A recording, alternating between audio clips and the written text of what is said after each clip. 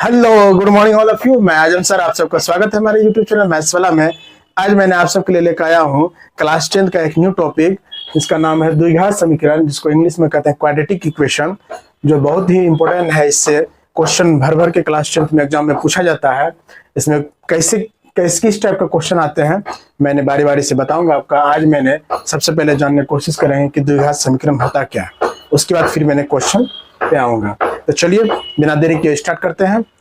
इसलिए आप सब हमारे साथ वीडियो में अंत तक बने रहिएगा। अगर वीडियो अच्छा लगे चैनल को लाइक, सब्सक्राइब और शेयर जरूर कीजिएगा। चलिए स्टार्ट करते हैं। है क्या द्विघात समीकरण, क्या है उसके बारे में जाने। द्वि मतलब सबसे पहले होता है दो, घात मतलब पावर होता है। समीकरण बताएंगे आपको क्या होता है।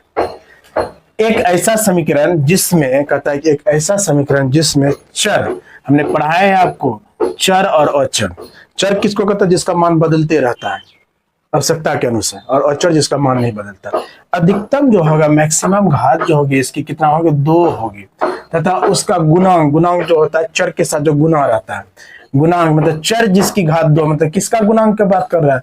वो चर जिसका घात 2 है, तो उसका गुणांक जो होगा हमेशा कभी भी 0 नहीं होगा। चूंकि चर जिसका घात 2 है उसका अगर गुणांक 0 हो जाएगी तो फिर द्विघात नहीं रहेगा। तो उस समीकरण को हम द्विघात समीकरण कहते हैं। एग्जाम्पल देंगे आपको समझ में आ जाएगा। अर्थात चर x में एक द्विघात समीकरण लिए हम ax² + bx + c बराबर 0 के प्रकार है। यानी क्या कहा है इसमें कि ये वाला जो है जिसका घात 2 है, देखिए चर यहाँ पे लिखे हैं ब्रैकेट में, चर जिसकी घात 2 है। चर ये है जिसकी घात 2 जो रहेगा, ये 2 वाला जिसकी घात 2 है वो कभी भी 0 नहीं होगा। उसका गुणांक मतलब a यहाँ पे 0 नहीं होगा, इसके साथ कुछ ना कुछ गुना रहेगा, 1 2 3 4 कुछ भी रहेगी वास्तविक संख्या, सिर्फ 0 छोड़ के। जहां पे a b c, यहाँ पे a b c जो गुणांक है वो क्या है? वास्तविक संख्याएं है। और a बराबर नॉट 0 यहाँ लिख दिया है ना, नीचे हम भाषा में लिखे तो यहाँ पे लिखे a बराबर नॉट 0 है।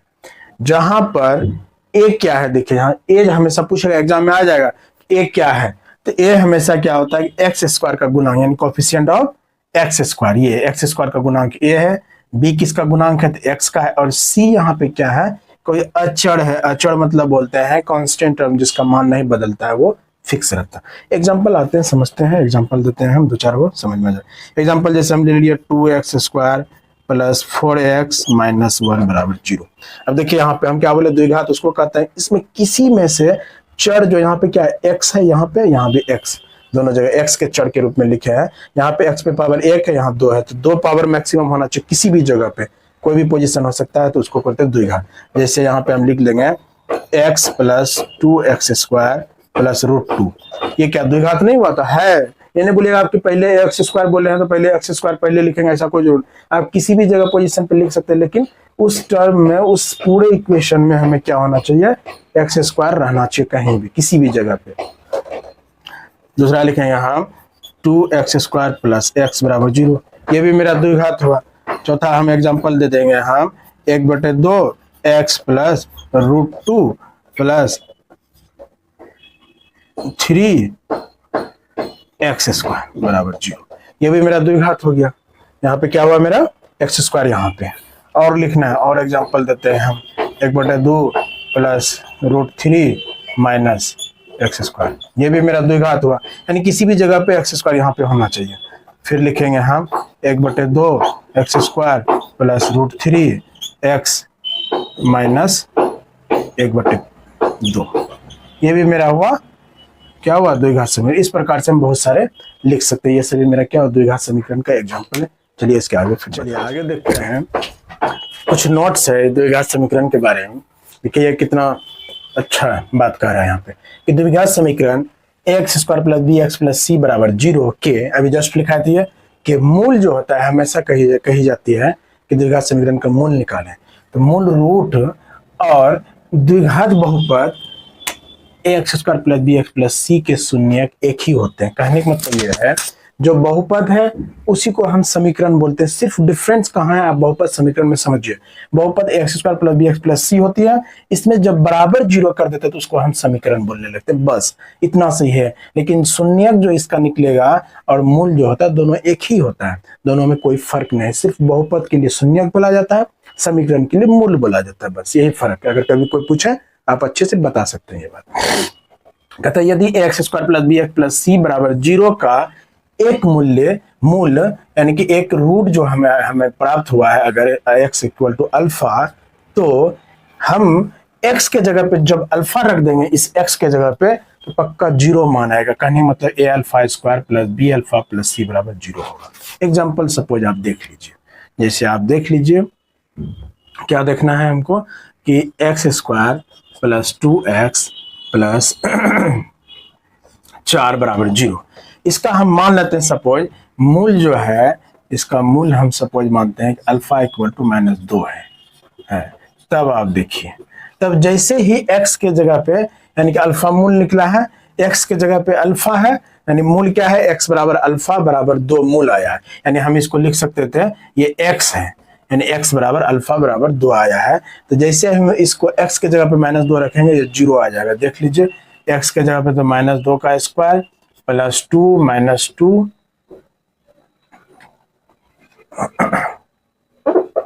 यहाँ पे 1 होगी,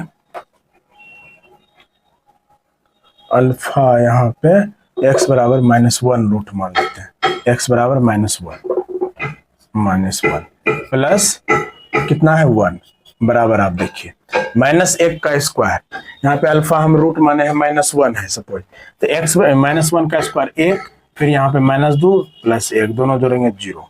देखिए 0 प्राप्त हुआ। यानी इसका मतलब x square plus 2x plus 1 बराबर 0 का एक मूल जो है रूट मेरा -1 है। जो भी मूल होगा, कभी पूछेगा क्वेश्चन में इस समीकरण का क्या ये मूल है, जब भी कहेगा ये मूल है चेक बताएं, आपको क्या करना है कि उस समीकरण में उसका मान रख देंगे, 0 आ जाएगा तो वो उसका मूल हो जाएगी। चलिए दूसरा देखिए, द्विघात समीकरण के 2 हल होते हैं जिन्हें हम प्रायः द्विघात समीकरण का हमेशा कितना हल होगा, 2 मतलब 2 घात, उसका हमेशा 2 हल होगा, 2 मूल निकलेगा, जिसको हम हमेशा अल्फा और बीटा से व्यक्त करते हैं। यहाँ पे क्लियर। द्विघात समीकरण के हल करने का 3 तरीका है, आपको बारी बारी से तीनों मेथड बताएंगे।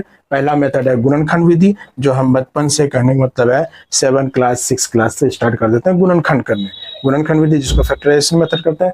दूसरा है तो पूर्ण वर्ग बनाकर, एक पूर्ण वर्ग मेथड है जो एग्जाम में कभी कभी आपको पूछा जाता है, स्पेशल लिख के पूछा जाएगा कि पूर्ण वर्ग विधि द्वारा इस द्विघात समीकरण का मूल निकाले, तो आपको यही लगाना पड़ेगा। तीसरा है श्री ध्रुवाचार्य यानी कि श्री ध्रुवाचार्य विधि होता है, जिसको हम कहते हैं सूत्र विधि यानी फार्मूला विधि, सूत्र विधि। आपको सूत्र है इसमें द्विघात समीकरण के मूल निकालने का, सूत्र को डायरेक्ट बैठाइएगा, मूल निकल जाएगा।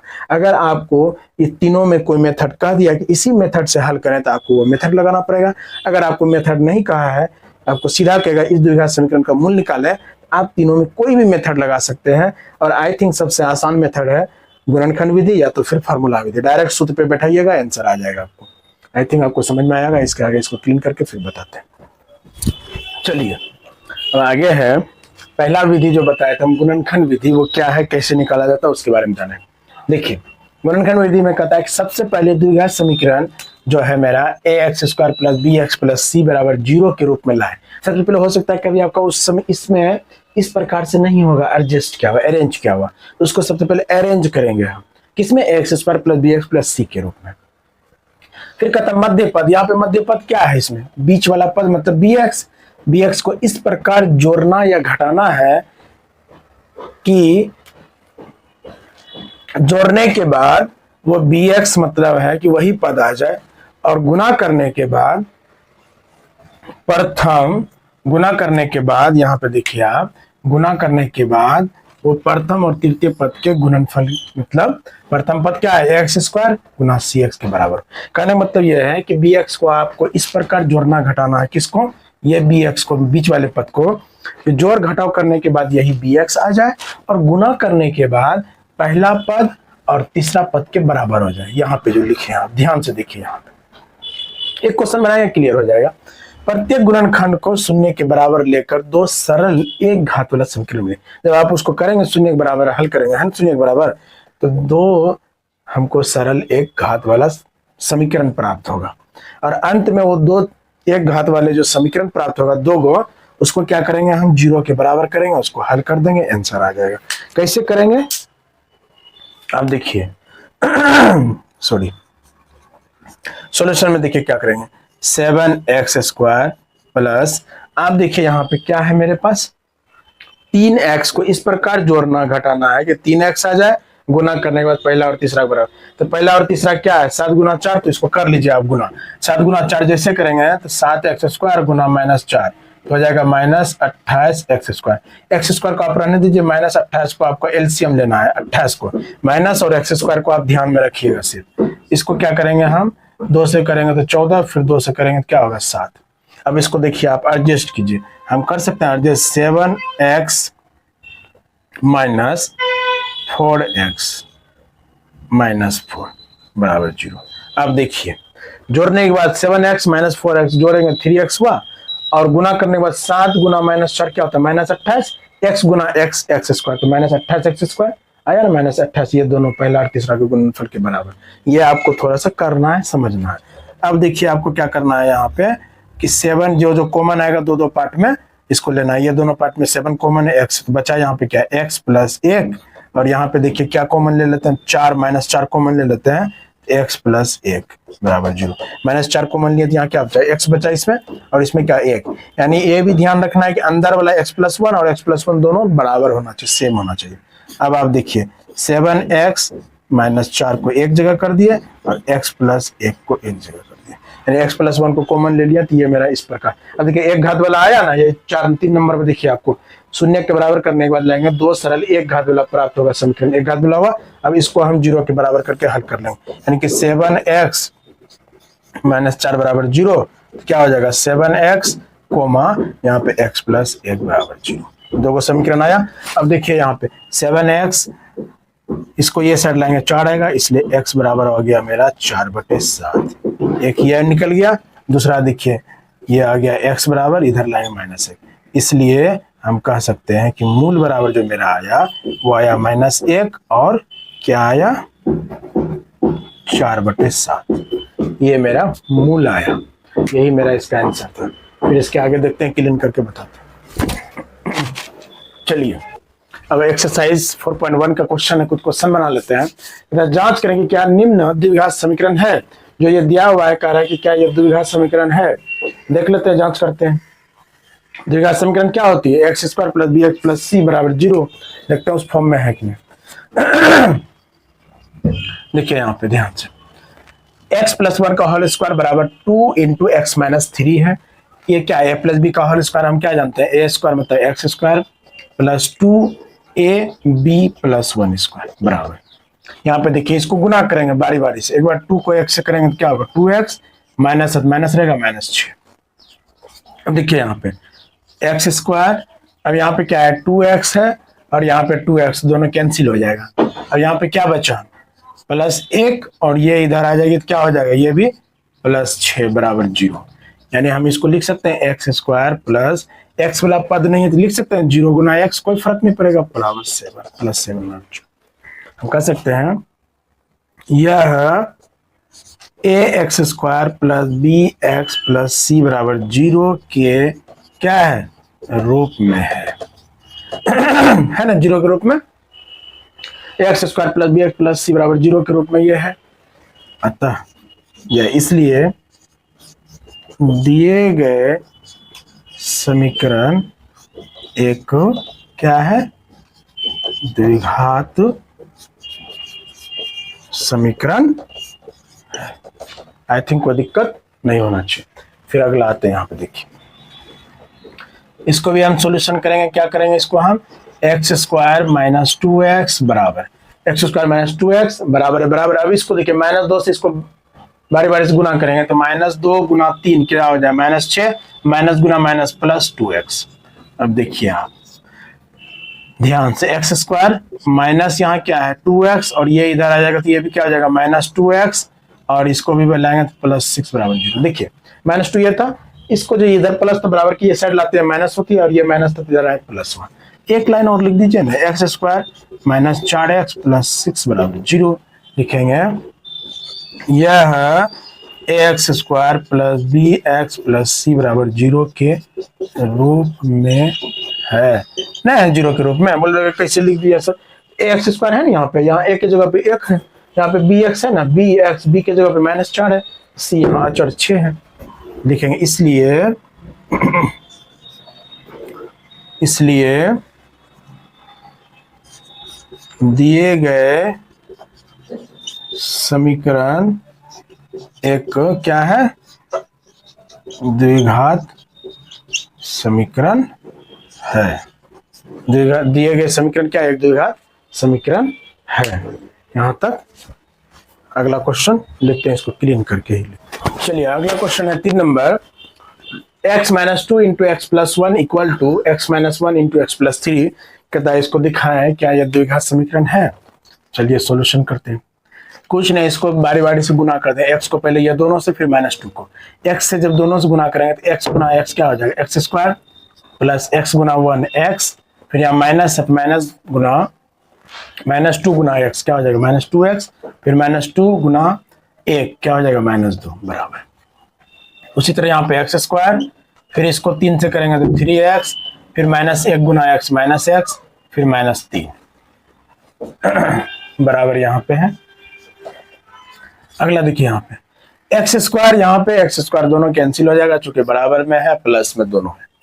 फिर यहाँ पे x है, लिखते हैं x - 2x क्या हो जाएगा, -x -2 बराबर यहाँ पे कितना हो जाएगा, 2x - 3।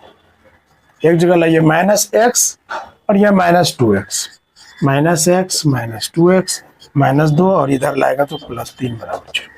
यानी कि यहाँ पे -2 प्लस में था, इधर है माइनस में हो गया, यहाँ पे माइनस में, इधर है प्लस में हो गया। ये हो गया -3x + 1 बराबर 0। यह ax² + bx + c बराबर 0 के रूप में नहीं है। कर सकते हैं नहीं कर सकते बताइए। तो यहाँ पे क्या है, bx + c के रूप में, मतलब ax² यहाँ पे नहीं है। अतः दिए गए समीकरण एक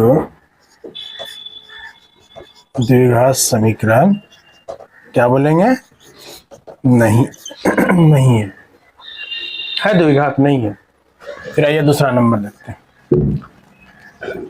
इसका सॉल्यूशन देखिए, उसी तरह गुना करना है। x को इस बार ये दोनों से, इस बार -3 को ये दोनों से, सॉरी x को करेंगे कितना हो जाएगा, 2x², फिर ये x से इसमें करेंगे तो x हो जाएगी, फिर -3 को 2x से करेंगे तो -6x, और -3 गुना 1 -3 बराबर, फिर ये दोनों को करो तो x² + 5x। ये गुना करने आपको आना चाहिए। x को करेंगे इससे तो x², फिर x को करेंगे 5 से, बीच में प्लस है तो प्लस रखें। अब यहाँ पे देखिए 2x² प्लस x और ये दोनों को जोड़ दीजिए आप। यहाँ पे x है प्लस में, यहाँ -6x क्या हो जाएगा, -5x -3 बराबर को इधर लाइए आप। ये क्या हो जाएगा, -x² और ये भी हो जाएगा -5x बराबर 0। अब देखिए 2x² है, यहाँ पे -x² घट जाएगा, कितना हो जाएगा x², यहाँ पे -5x, यहाँ पे -10x और -3 बराबर 0। यह x² + bx + c बराबर 0 के रूप में है ना, 0 के रूप में। x² है ना यहाँ पे, bx ये है, ये है।